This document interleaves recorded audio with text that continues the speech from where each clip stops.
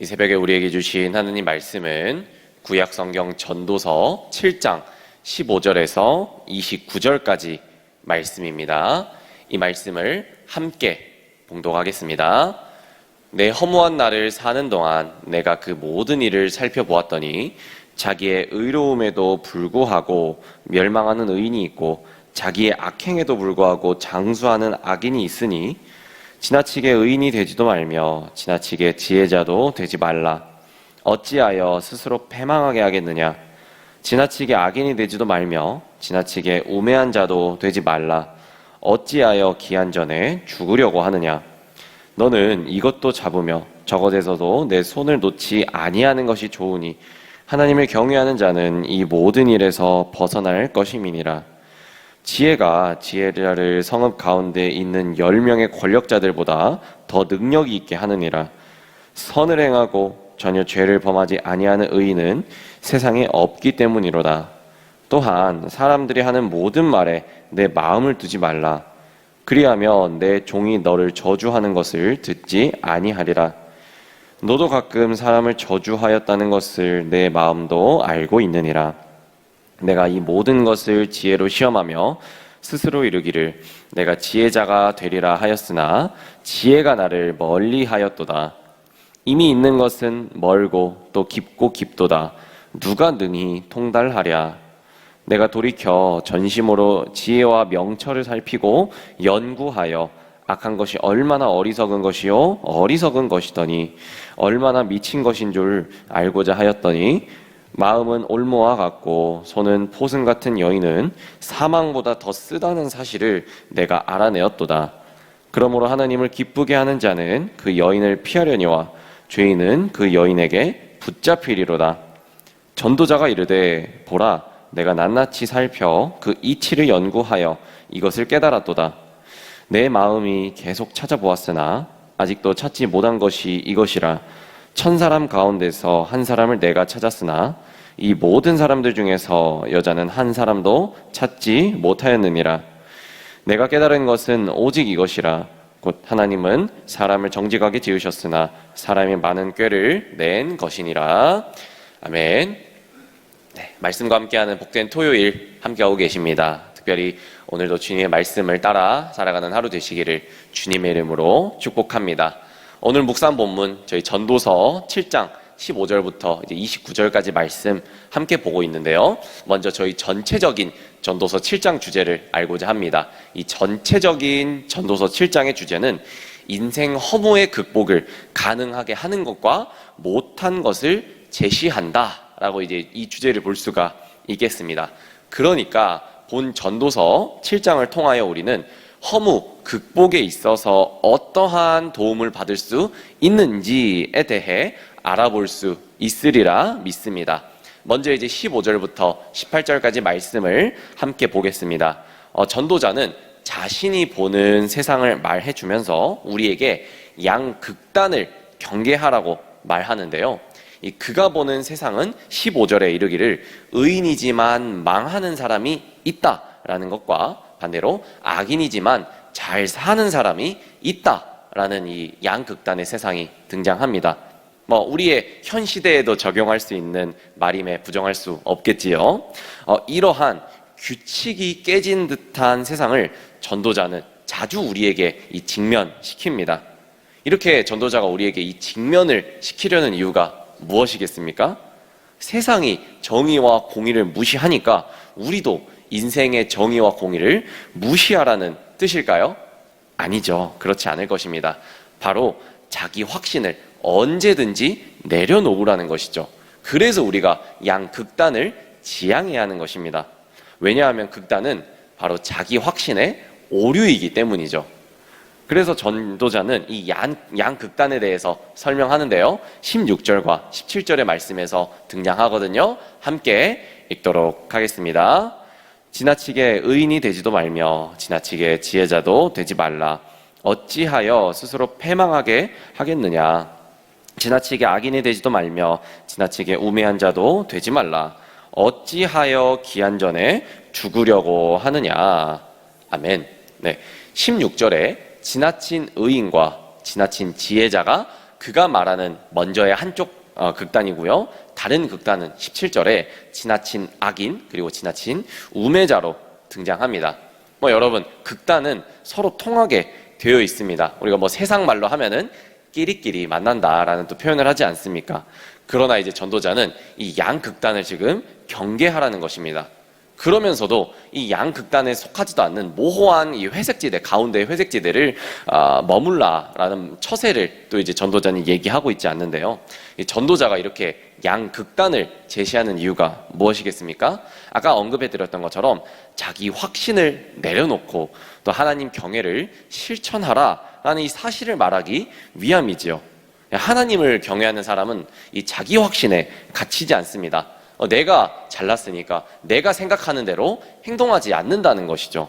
이 규칙을 만드신 분이 규칙보다 더 크다는 사실을 알고 인정할 수 있는 사람입니다. 그래서 지나친 의와 이 지나친 지혜는 혼자 옳다고 또 혼자 말하고 혼자 다 안다고 말하는 자기의 확신에 빠지지 않아야 되겠습니다. 반대로 17절의 말씀처럼 모든 삶의 규칙을 부정하면서 불의함으로 살아가는 것은 하나님을 두려워하지 않는 삶이 되겠습니다. 그래서 오늘 말씀을 통해서 우리는 양극단을 경계해야 되겠습니다. 지나치게 또 지혜자에 머무르는 것보다 또 지나치게 우매자에 머무르는 이런 극단에 머무는 삶이 되지 않아야 되겠다는 것이죠. 그러면은 극단에 머물지 않기 위해서 우리는 어떻게 처신하고 또 행동해야 되겠습니까? 그 말씀이 18절에서 등장하는데요. 18절의 말씀 함께 읽겠습니다. 너는 이것도 잡으며 저것에서도 내 손을 놓지 아니하는 것이 좋으니 하나님을 경외하는 자는 이 모든 일에서 벗어날 것임이니라. 아멘. 네, 극단에 머물지 않기 위해 우리는 자기 확신에 속지 않고 하나님을 경외해야 되겠죠. 심지어는 이 악함과 우매함 속에서도 하나님이 개입하여서 일하실 것을 알기에 그것마저도 붙잡을 수 있는 지혜로운 사람이 오늘 우리의 모든 삶이 되시기를 축복합니다. 네, 다음은 19절에서 22절 말씀 함께 보도록 할 텐데요. 먼저 전도자는 이 19절을 통해서 지혜의 우월함을 다시 언급합니다. 즉 지혜는 성읍을 다스리는 10명의 통치자보다 나를 더 강하게 만든다고 합니다. 능력의 상징인 권력보다 더 능력이 있는 것이 바로 지혜라는 것이죠. 보이는 힘을 추구하지 말고 언제나 숨어있으나 강한 지혜를 추구하라고 말해줍니다. 여기서 우리 그리스도인은 이 지혜를 깨달아야 합니다. 숨어있으나 강한 지혜를 우리가 추구해야 되는 것이죠. 그래서 다 이어서 20절부터는 사람들의 말에 귀를 기울이지 않는 것도 지혜로운 일이다 라고 말해줍니다.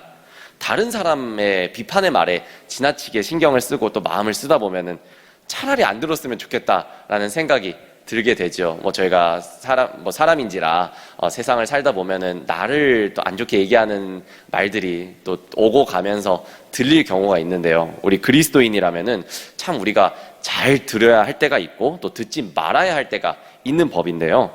우리에게 중심을 잡아주는 말이라면 꼭 듣고 또 우리를 흔드는 말에는 신경을 쓰지 않는 것도 하나님께서 우리에게 가르쳐 주시는 지혜라는 것이죠. 아무리 좋은 사람이라도 완벽한 사람이 없지요. 누구나 연약함이 하나쯤은 또 2개, 3개쯤은 있다는 사실은 우리가 가장 분명하게 잘 알려주는 사람이 바로 우리 자신 아니겠습니까? 내가 나를 제일 잘 알잖아요. 내가 무엇이 연약하고 내가 무엇에 넘어지는 부분인지를 우리가 너무나도 잘 안다는 것이죠. 그것을 무너뜨리게 하는 것이 우리가 듣는 것을 통해서도 우리가 너무나도 많이 무너지는 경우가 많아요. 그래서 우리가 살아가는 순간마다 특별히 여기 모이신 또 가정에서 모이신 모든 성도님들께서 혹시나 기도가 막힌다, 혹시나 내가 기도가 조금 어렵다 말씀하시는 분은 내 귀를 붙잡고 내 들을 귀를 위해서 함께 기도해야 되겠습니다. 주님 오늘 하루도 내 들을 귀를 위해서 기도합니다. 나에게 주님의 것만 들려주시고 주님의 것으로 듣고 주님의 것으로 만족할 수 있는 삶 될 수 있도록 인도하여 주시옵소서. 이렇게 오늘도 우리가 듣는 귀를 위해서 기도해야 되겠다는 것이죠. 다음으로 23절 이하는 전도자의 지혜 탐구에 대한 노력과 이 어려움을 말씀을 통해 들을 수가 있습니다. 특별히 이제 23절 말미를 한번 볼까요? 23절 말미에 지혜자가 되고 싶지만 지혜가 멀리 달아나는 듯이 이 전도자는 언급하고 있는데요. 아무리 가까이 가려고 해도 멀기만 하고 또 지혜 그 자체가 너무 깊어서 통달할 수 없음을 이 지혜자는 지금 한탄하고 있습니다. 세상의 이치, 그러니까 하나님의 경륜은 획득되거나 또는 파악될 수 있는 것이 아니다라는 것이죠. 안다라고 말하는 그 순간 우매자가 되는 것이에요. 우매자의 뜻, 바로 어리석은 사람이라는 뜻인데요. 안다라고 말하는 순간 어리석은 사람이 된다고 합니다. 우리 세상의 이치로는 좀 이제 납득이 되기 어려운 부분이죠. 내가 많이 아는 것이 또 이제 내가 지혜를 다른 의미로 뽐낼 수 있는 것이고, 그러나 우리 또 전도자의 말로는 우리 안다라고 하는 것이 그 순간에 어리석은 사람이 된다는 것이죠. 그러니까 진정으로 알기를 원하는 사람, 그리고 더 알아가는 사람들은 항상 이 신비로운 하나님의 경륜 앞에서 겸손할 수밖에 없습니다. 그러니까 참된 지혜는 획득함으로, 우리가 공부함으로 소유되는 것이 아니라 하나님의 선물로 받는 것임을 우리가 깨달았으면 좋겠어요.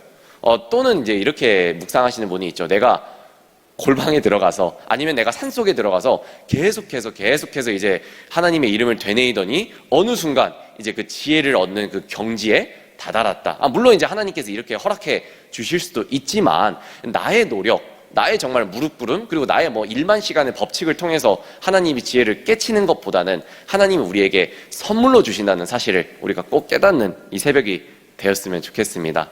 이어서 전도자는 이 지혜를 얻는 일을 포기하지 않는데요. 그는 25절에 계속해서 이 지혜와 명철을 살피고 이 악한 것이 얼마나 어리석은 것인지, 그리고 어리석은 것이 얼마나 미친 것인지 연구하여서 어떠한 중요한 결론을 우리에게 전하게 되는데요.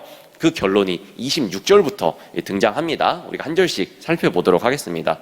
먼저는 우리 아까 함께 26절을 읽었잖아요. 이 26절을 처음 읽는 분들은 26절에 등장하는 여인에 대해서 좋은 생각이 안 들지 않을까 생각이 됩니다. 이 여성 혐오로도 오해되기 쉬운 이 26절은 여성을 사망보다 더 쓰다고 말하고 있습니다. 여기에도 또 가정에도 우리 여성분들이 많이 참여하고 있는데요. 올무, 그물, 손, 포승으로 이 누군가를 붙잡는 존재가 바로 여성으로 이 성경은 지금 표현을 하고 있습니다. 얼핏 들으면은 전도자가 지금 여성 혐오를 표현하고 있는 것이 아닌가? 오해될 수 있는 말이, 표현이 말도 안 된다 생각될 수 있습니다만은, 여러분들이 우리 이 여인을 생물학적인 여성으로 이해하기보다는 하나의 은유와 또 상징으로서 읽기를 권해드립니다. 즉, 이 또 다른 지혜 문헌인 잠언에서요, 이 참된 지혜를 잠언 31장 10절 말씀에 현숙한 여인으로 이제 은유를 하는데요. 그러한 이제 잠언의 관점에서 우리가 이해하자면, 오늘 본문 26절의 여인은 미혹하게 하는 거짓 지혜로 우리가 이제 이 은유의 표현으로서 볼 수가 있겠죠. 이 전도자는 하나님을 기쁘시게 하는 자만이 이 거짓에서 피할 수가 있다라고 언급하는데요. 그는 여전히 이 지혜를 찾는 이로 자신을 이제 묘사하고 있습니다. 그런 노력에도 불구하고 28절에 모든 사람들 중 여자는 한 사람도 찾지 못했다라고 말하며 다시 여인이 등장하는데요. 28절에 이 여인은 26절에 이제 손에 포승을 묶는다 이런 여인과는 다른 여인입니다. 이 여인이야말로 28절의 여인이야말로 아까 잠언 31장 10절에 언급한 현숙한 여인으로 보이지요. 이 28절의 여인은 참된 지혜, 그리고 진정한 지혜, 신적 지혜의 상징으로 이해할 수 있습니다. 이 전도자는 이 여인을 모든 사람 중에서 찾지 못했다라고 말합니다. 그러니까 그는 아직 지혜에 도달하지 못했음을 말해주는데요. 정리하자면 이 전도자의 탐구에도 불구하고 지혜의 본질에 다다르지 못했다라고 말합니다. 오히려 그는 그 과정에서 다른 중요한 진리를 언급하고 말해주는데요. 29절입니다. 이 전도자가 오랜 시간 이 고민과 사색 끝에 얻은 결론, 29절의 말씀에 등장하는데요. 함께 읽겠습니다. 내가 깨달은 것은 오직 이것이라. 곧 하나님은 저 사람을 정직하게 지으셨으나 사람이 많은 꾀들을 낸 것이니라. 아멘. 네. 하나님은 이제 사람을 정직하게 지으셨으나 사람들이 많은 꾀를 낸다라는 것이죠. 삶의 모순들 또 지혜를 찾는 일에 희미하고 멀어지는 이유는 하나님의 장난이나 짓궂음이나 이 그분의 부당함 때문이 아닙니다. 그러니까 이 전도자는 이 문제의 핵심을 지금 꿰뚫고 있습니다. 삶의 모순들, 지혜를 찾는 일에 희미하고 멀어진 이유는 바로 우리 인간의 고장남 때문이라는 것이죠. 우리가 전도서를 읽으면서 많은 혼란을 느끼는 이유는 하나님의 진리와 지혜에 우리가 스스로 다다를 수 없는 이유이지도 모르겠습니다. 인간이 죄로 인해 고장났기 때문에 지혜를 우리 스스로 소유하는 것은 불가능하다라는 것이죠. 오직 위로부터 오는 지혜는 주님께 구하고 또 주님께 선물로 받을 수밖에 없습니다. 하나님은 사람을 정직하게 지었으나 사람이 많은 꾀들을 내었다. 이 전도자의 비관적으로 들리는 이제 결론은 오히려 하나님께서 당장 선물을 주시지 않는다라고 좌절하기보다 선물을 기다리는 겸손한 마음을 가져라 라는 말로 이제 들리게 되죠. 그러니까 오늘 우리가 기도할 때도 하나님, 오늘 내가 사실 새벽을 깨워서 나왔는데 하나님, 내가 하나님에도 중요한 답을 얻지 못했어요. 하나님, 이것이 나에게 절망을 주려는 시초인가요? 라고 기도하기보다 하나님, 그럼에도 불구하고 내가 하나님의 음성을 기다립니다. 오늘 우리 기도했으니 하나님 또 다음 날은 이 기도를 바탕으로 나의 디딤돌을 허락하여 주셔서 또 응답을 허락하여 주시옵소서. 나는 담담히 기다립니다 라는 우리 이 고백이 우리 모두에게 나와야 된다는 것이죠. 사랑하는 여러분, 이 전도자의 깨달음의 굴레에 우리도 함께 올라타기를 소망합니다. 그러기 위해서는 우리도 전도자 또한 지혜에 대한 탐구의 힘을 쏟아야 되겠습니다. 하지만 먼저 우리는 스스로 획득할 수 없는 하나님 지혜를 받아들여야 되겠습니다. 그러니까 우리는 성경을 읽으면서 이제 좌절할 때가 꽤 있지요. 공감하실 때가 있으실 겁니다.